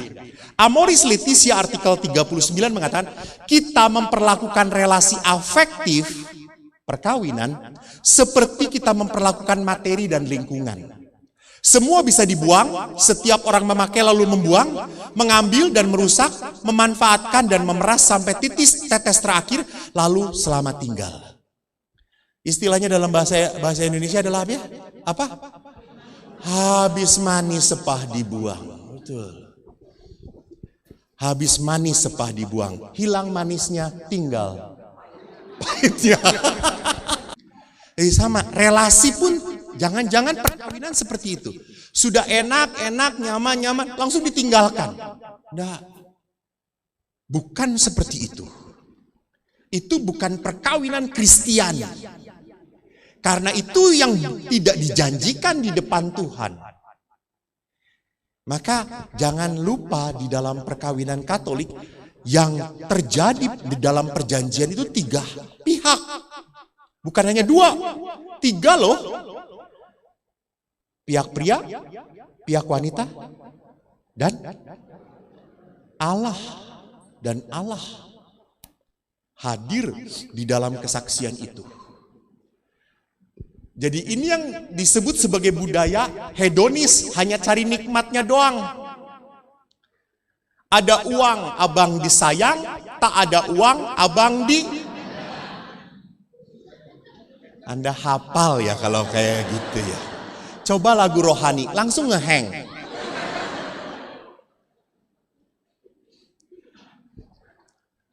Maka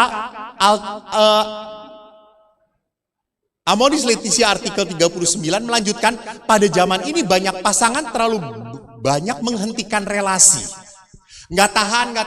Sekarang itu lihat kasus-kasus yuris tahu banget. Gitu.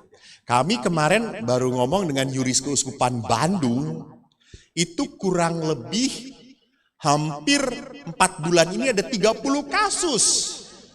30 kasus minta anulasi. Di Jakarta pasti lebih banyak. Di Bogor ahlinya banyak. Gitu ya. Kenapa ya tadi tidak tahan, selesailah, bubar. Kita udah nggak cocok lagi. Saya selalu ngomong, kampret, si borokokok, dari dulu juga nggak cocok. Ya atau tidak? tapi dicocok-cocokin. Kenapa setelah menikah cari ketidakcocokan? Aneh kok iki. Jadi di sini perhatikan, orang langsung begitu saja mudah berhenti, nggak tahan, keluar, jengkel. No, ingat setiap hidup perkawinan selalu akan diasah sampai akhirnya kelihatan murninya, kesungguhannya. Hal lain yang diingatkan oleh Bapak Paus, suami istri sulit berkembang dalam cinta karena budaya modern yang diwarnai oleh pornografi, pendewaan tubuh dan kenikmatan. Jadi tak aneh orang sudah nikah masih masturbasi. Karena apa? Karena tidak bisa dinikmati dengan pasangannya. Ini tadi bagaimana laki-laki kebanyakan hubungan seksualitasnya singkat kilat. Kan cepet tadi. Gitu. Baru melihat kutang, sudah naik gitu.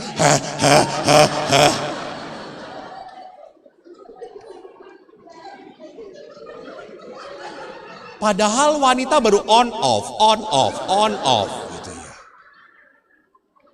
Si laki-laki udah on off. Si wanita baru on. Ya udah.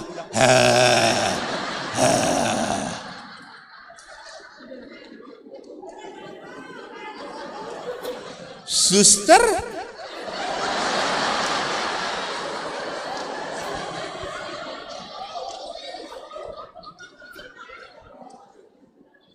saya membuat suster lebih dewasa. Jadi lihat di sini bahwa karena pornografi ini akhirnya apa? Di dalam seksualitas menekankan kenikmatan. Saya harus nikmat, saya harus puas. Tidak melihat bahwa seksualitas itu hal yang indah, suci, mulia. Di dalam gereja Katolik hanya boleh dilakukan di dalam hubungan suami istri. Edan tidak. Hanya di dalam hubungan suami istri. Halal. Seksualitas di luar itu haram. Babi halal.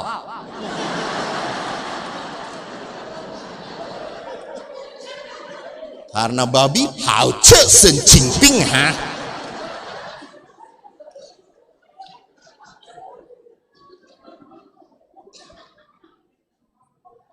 Jadi kekudusan itu, maka beberapa ngomong pastor. Lihat Tobias pun sama. Waktu sebelum berhubungan suami istri, dia berdoa dahulu. Tolong Bapak Ibu berdoa dahulu. Tapi jangan jalan salib.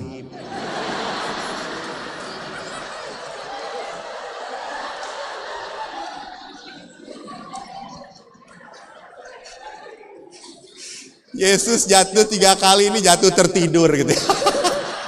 Jadi enggak? Enggak.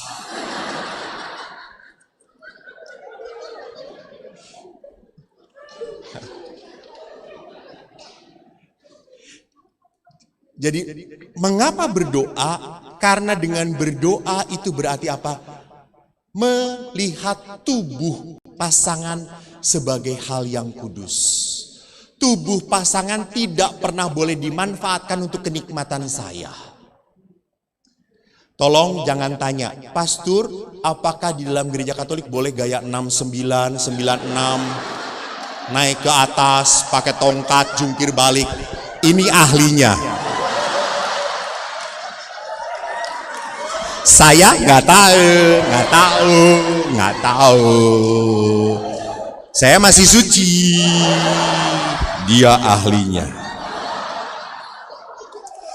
Cuma menyedihkannya, dia hanya bisa membayangkan. Yuk.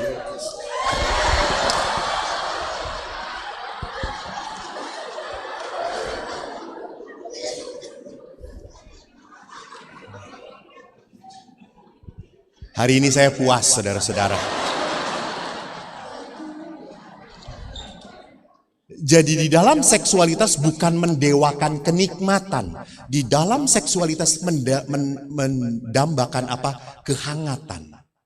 Bayangkan Anda, ya udah bayangkan ya. Karena masa saya ngomong praktekan gitu ya. Kan nggak boleh gitu ya. Bayangkan Anda mau lepas pakaian dua-duanya, saling memeluk. Apakah Bapak masih bisa membayangkan aroma istri saya? Gue serius, jangan ketawa. Emang salah? Bener toh Pak ya? Ya betul gitu. Masih bisa merasakan baunya ibu. Bau berambang?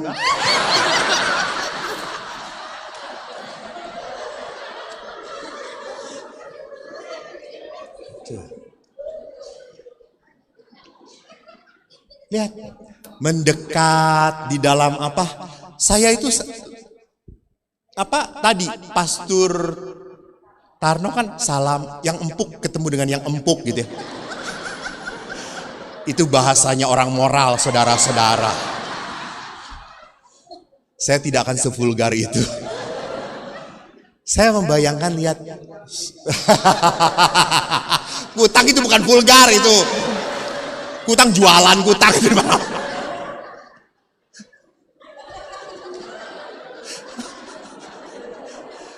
Lihat pada saat suami istri tidur saling berhadap-hadapan gitu ya. Jadi satu bernapas, satu menghisap napasnya. Itu kan menjadi satu roh toh ya.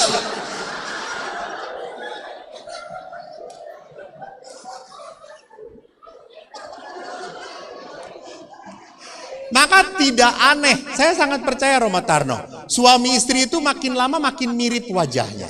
Betul. Coba. Kecuali kalau istri makin seperti pantat suaminya. Berarti tadi membelakangi terus. Kebersatuan.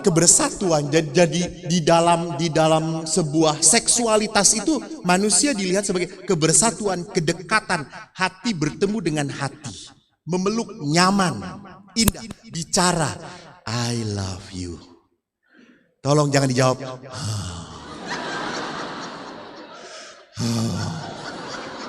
I love you Pak E.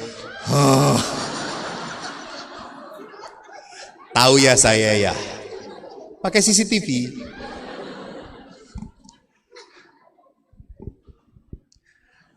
Masalahnya adalah di dalam tantangan hidup berkeluarga adalah apa?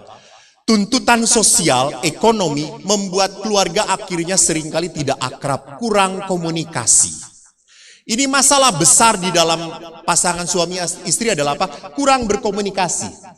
Kita mengandaikan ngerti apa yang suami saya mau. Saya mengandaikan ngerti, padahal salah. Ingatkan cerita yang saya pernah ceritakan. Saya pernah cerita seorang bapak mau merayakan istrinya ulang tahun. Dia ingat, wah istriku ulang tahun, aku mau buat surprise. Lalu dia ingat-ingat apa ya kesukaan istriku. Lalu dia tahu, oh ya oke. Dia beli ke restoran. Saya mau beli ini. Hah Pak mau beli ini? Ya yang besar. Oh baik Pak, ditutup rapat ya. Lah kok rapat Pak? Gak apa-apa, ini mau saya kasih surprise untuk istri saya. Oke. Lalu dia pulang kerja, dia gedor pintu. Lalu maminya keluar. Apaan sih gedor-gedor? Kan biasa istri toh kayak gitu, ngegas duluan. Jam berapa ini? Lalu suaminya dengan tenang, Mami happy birthday. Ih kok inget sih?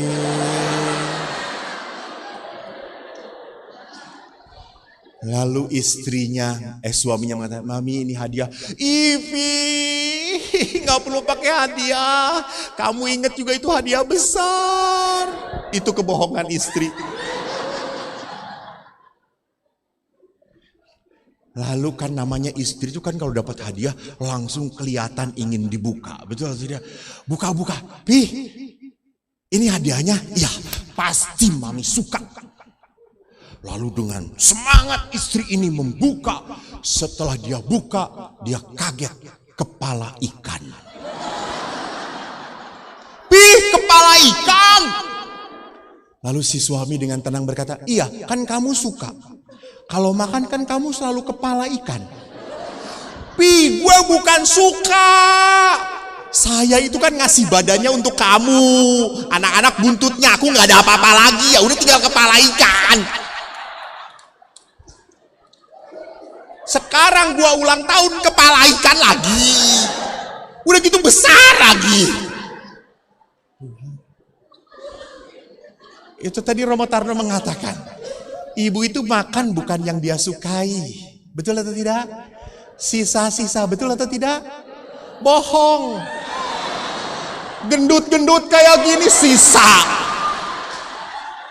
Omong kosong. Nyicipinya udah 1 piring.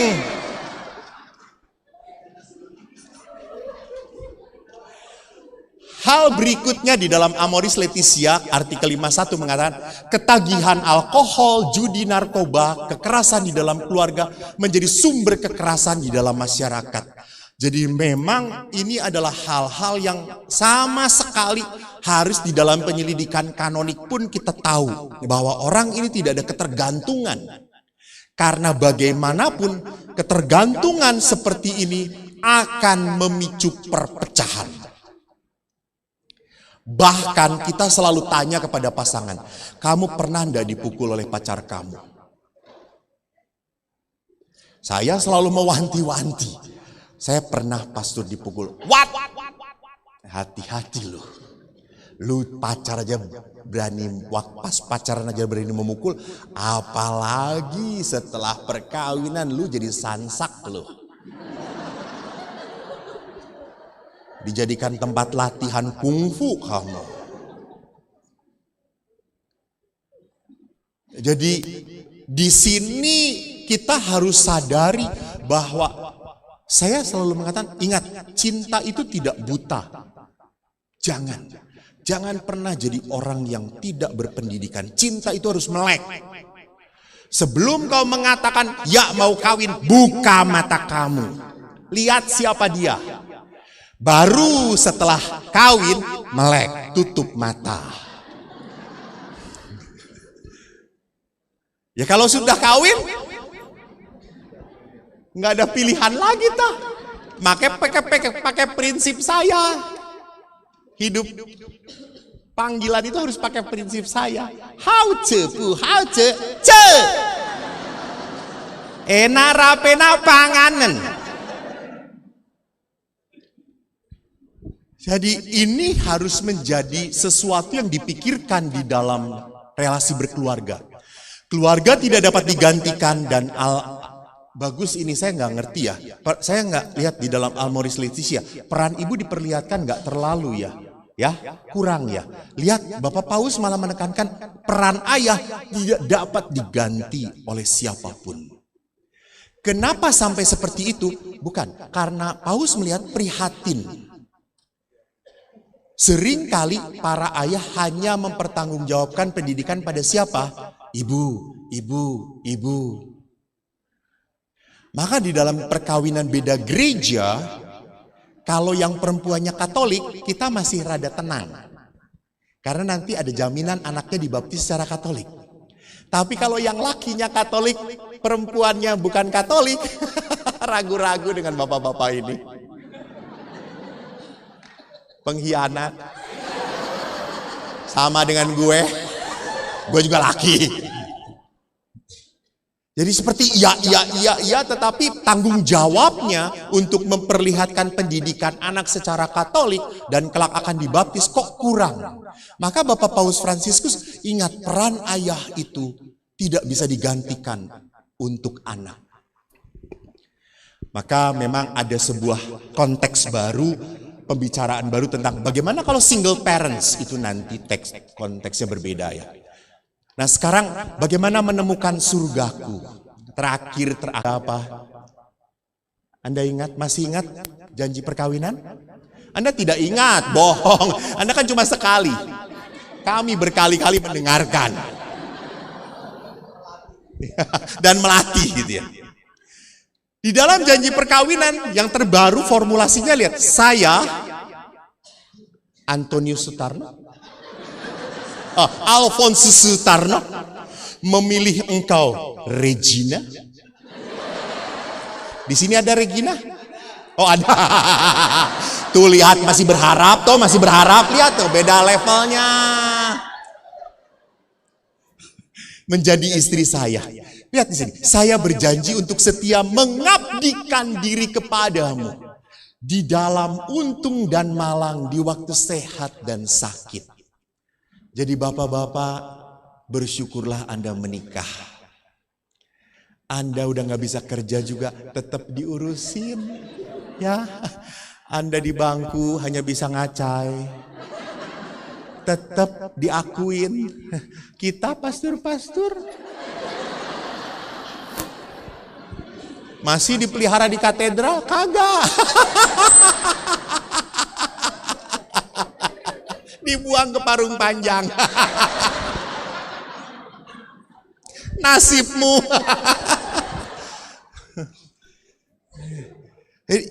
Dahsyat banget perkawinan Katolik itu, dahsyat banget gitu ya. Jadi di dalam ikatan ini yang maunya itu siapa? Saya dan Tuhan. Maka saya mau membahagiakan engkau dan engkau akan setia padaku.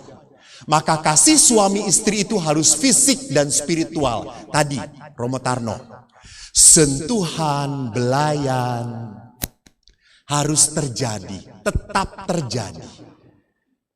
40 berapa tahun Pak? 6 tahun. 46 tahun.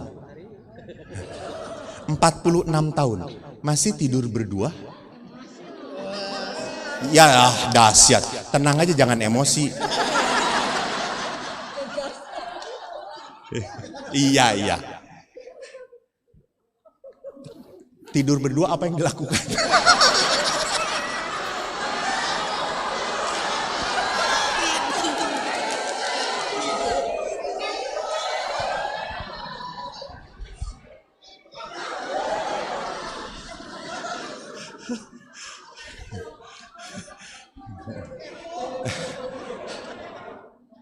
Om, bagaimana? Opa dan opa. Masa opa? Om, bagaimana ibu mengungkapkan sayang pada om? Biasa aja.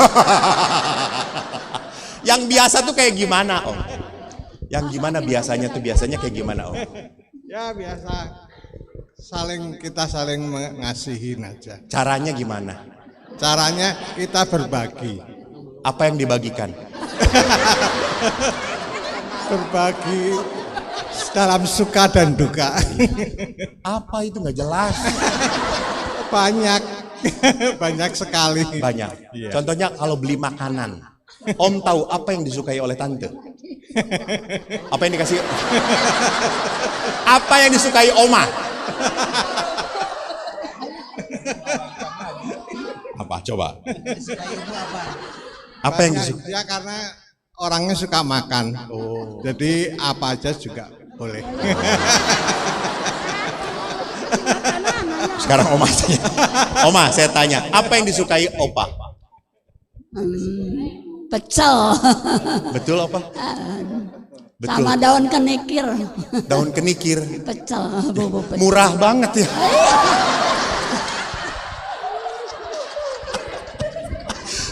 Daun. Daun. Jadi kalau oma ke pasar, oma banyak banget itu piaraannya gitu. Daun-daunan ini dibawain. Jadi perhatikan, di rumah tinggal berapa? Berdua. Oh sama ada anak satu. Jadi tinggal dengan bertiga. Bahagia. Selalu. Apa yang membuat bahagia? Yang membuat bahagia kita Saling berbagi dalam suka dan duka. Tadi Bukan, udah bukan, itu bukan, jawabannya. bukan, saling. Jadi semua saling. Saling. Pernah memeluk Oma? Oh, sering. Kapan? Bohong. Pengen tahu aja. Pasti kepo.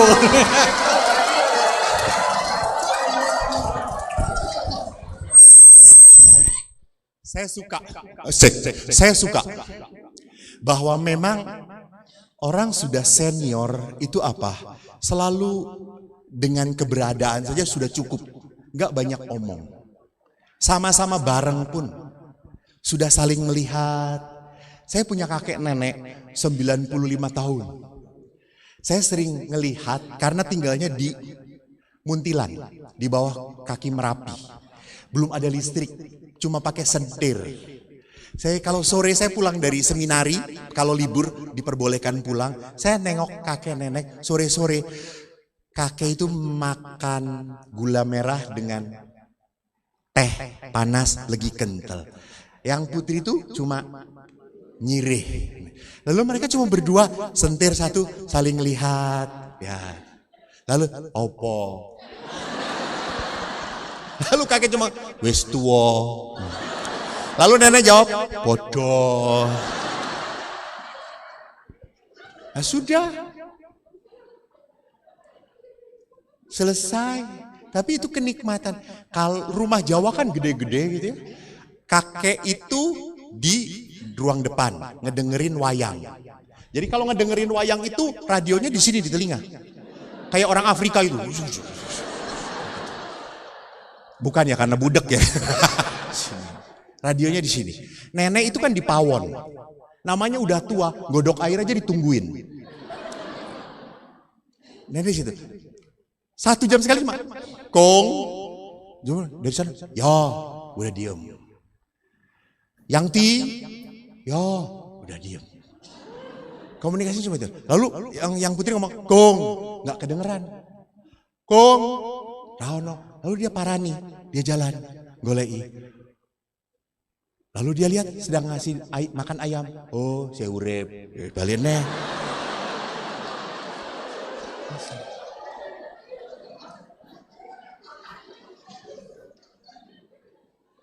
Jadi keberadaan fisik ini sungguh menghangatkan. Menjadi sebuah hal yang dahsyat sekali. Nenek saya 90 tahun masih ngangsu air. Di Jawa Tengah itu ngangsu air pakai ini. Lodong. Lodong tenaon. Eta bambu anu dirojok. Nggak ada ember, lodong. Masih kuat. Kakek meninggal duluan. Kakek saya yang ingin bawa salah satu anak atau cucunya jadi romo. Saya mau misa kalau udah jadi romo di rumah kakek. Tapi kakek sudah meninggal duluan sebelum saya jadi romo. Nenek itu setelah ditinggalkan oleh kakek langsung drop. Nggak bisa apa-apa. Bahkan dia sering kalau kakek ke kebun, nenek sering bawa rantang. Dia masih ke kebun. Kalau tetangga-tetangga, teng budi mbah, arep terke panganan kalau kanggo yangkung. Padahal yangkungnya udah nggak ada. Terus kong. Terus yang lain, geh, sawak tengalas mbah. Oh ya wes, tak kayak kene yo. Ya sudah, makanannya saya taruh sini. Oke. Nanti dimakan oleh mereka. Lalu yang putri ngerti, oh wes entek, nggih, pulang. Itu terjadi saya sebelum ditahbiskan setahun sebelumnya. Lalu saya ditahbiskan bulan Desember, 4 Desember. Tanggal 4 Desember saya 7 Desember saya misa di rumah eyang. 3 hari kemudian nenek meninggal dunia. Anda lihat betapa perkawinan itu saling mengisi. Dia tahu apa yang dirindukan oleh suaminya. Di saat suaminya tidak ada, dia seperti kehilangan kebahagiaan dia. Karena hidup saya untuk dia. Sekarang kalau dia sudah tidak ada, maka seringkali banyak suami istri berdukanya berkepanjangan. Suami sudah menikah lama, masih bersedih. Tapi kalau suami berduka berkepanjangan, jarang kulihat. Istri kuburannya belum kering aja sudah punya ban serep. Para suami bertobatlah. Total. Di dalam perkawinan tidak hanya fisik dan spiritual tetapi juga total, memberikan seutuhnya. Maka di dalam hubungan perkawinan tidak bisa berkedok, tidak bisa pura-pura, enggak ada. Kita harus jujur apa adanya. Maka di dalam totalitas pun itu berarti apa? Masalah suami adalah masalah istri.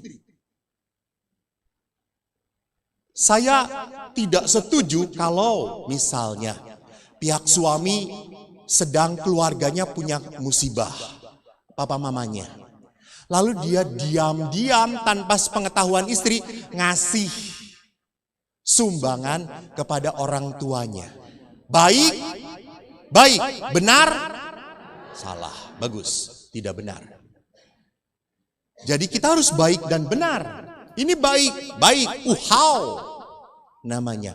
Tetapi tidak benar. Kenapa? Karena totalitas itu berarti saya harus ngomong dengan pasangan saya. Setia dan eksklusif, satu suami, satu istri. Berbuah, fruitful. Nah, dalam kata berbuah, saya hanya satu kalimat yang ingin saya katakan. Nah ini. I always thought love was shaped like a heart. But it's actually shaped like a cross. Saya berpikir cinta itu seperti hati yang selalu berbunga-bunga, sukacita. Tetapi sesungguhnya cinta itu salib. Maka Ibu Teresa berkata, love until it hurts. Real love is always painful and hurts. Then it is real and pure. Nggak ngerti? Saya terjemahkan. Karena ada beberapa yang yes. Apa artinya? Mbah. Cinta itu kadang-kadang melukai. Cinta sejati selalu menyakitkan. Dan itulah saat di mana cinta itu sungguh dan murni. Di saat apa? Sakit. Maka kalau Anda menikah disakiti oleh pasangan Anda dan tersakiti oleh pasangan Anda, itulah saat Anda dimurnikan cintanya oleh Tuhan.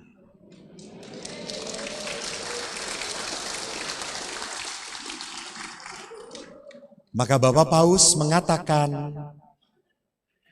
perkawinan hanya bisa bertahan kalau Anda bisa mengampuni. 90% rumah tangga hancur karena tidak bisa mengampuni. Dan mengampuni itu berarti apa? Saya harus siap sakit, dan sakit lagi. Karena apa? Karena mengampuni itu bukan karena dia sudah berubah, bukan karena dia sudah baik, bukan karena dia sudah seperti yang saya inginkan. Saya mengampuni dia karena saya ingin bahagia. Di saat Anda masih menyimpan kemarahan, kebencian, luka, sampai kapanpun Anda tidak akan bahagia. Maka kita bisa mengusik dan yang asik-asik. Dan kita bisa asik dengan perkawinan kita kalau mau asik dengan kelemahan pasangan kita. Tuhan memberkati.